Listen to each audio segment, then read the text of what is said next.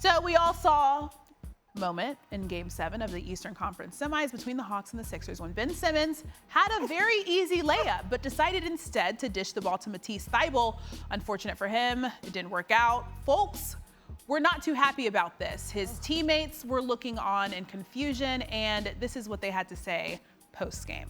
I don't know how to say it, but I thought the turning point was just, we had an open shot, and we made one free throw, and we missed the other, and then they came down and scored. Doc, you think Ben Simmons can still be a point guard for a championship team like the one you guys want to become? Yeah, David, I don't know that question or the answer to that right now.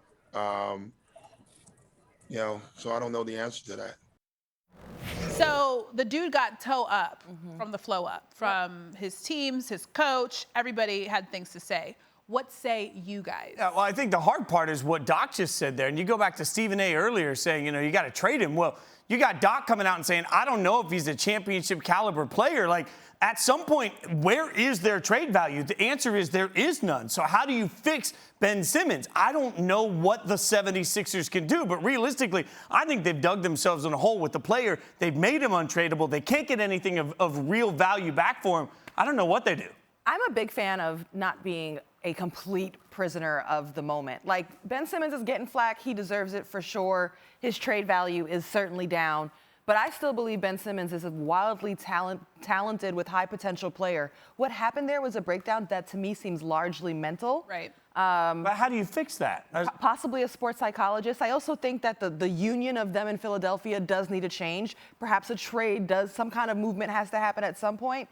But I'm not out on Ben Simmons. I still believe in his potential, but there's going to take some creativity to get him to understand what shots he needs to get, learn how to be aggressive within the course of a game, and overall just kind of shake off all the noise. Yeah, I'm not out on Ben Simmons. I'm out on Ben Simmons with the 76ers. I'm just not sure how they get divorced in a way that gives the right equity to anybody. So we saw Doc, we saw JoJo. You said he needs to fix his mentals. He needs to stay off Twitter if he's going to do that, because Twitter is not being nice to Ben Simmons. So this tweet, actually very clever. I actually remember when this tweet first came out. This is an old tweet, and at the time it was hilarious.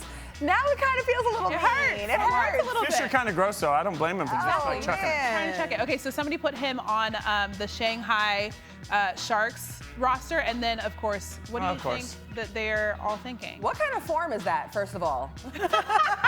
Maybe that's the issue. Maybe it's not mental. Maybe it's a shooting coach. Form. Great defender? Just a great defender.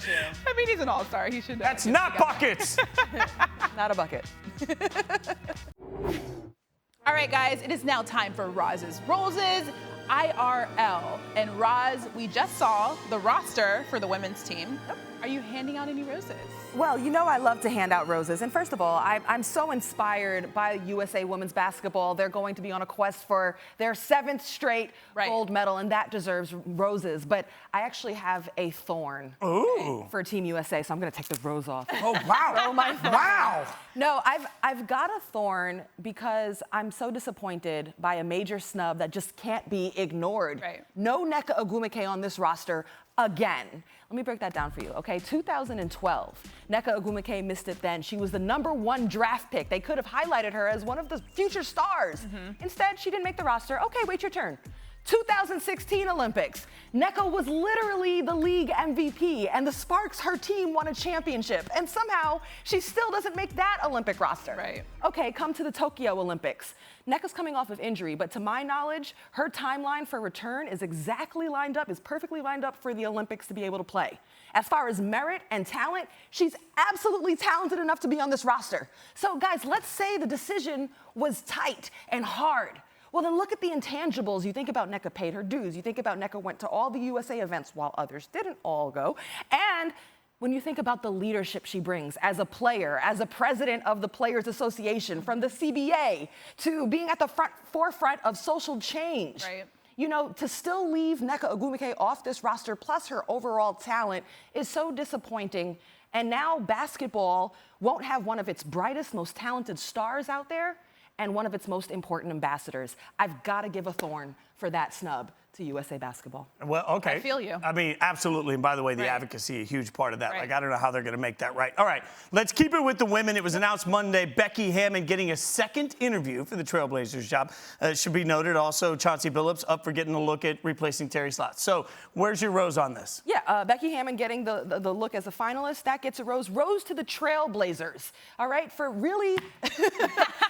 Making a mess of the set? What are we doing? I got roses. I'm giving out roses. But a rose to the Trailblazers. They're not just here making headlines and doing it for show. They're bringing back Becky Hammon as a finalist for the head coaching position, as she should be. As a player, she's a baller. She was a 6-time All-Star. She's been learning and under the lineage of Coach Pop, one of the greatest coaches of all time for 7 seasons in a row. She's deserving.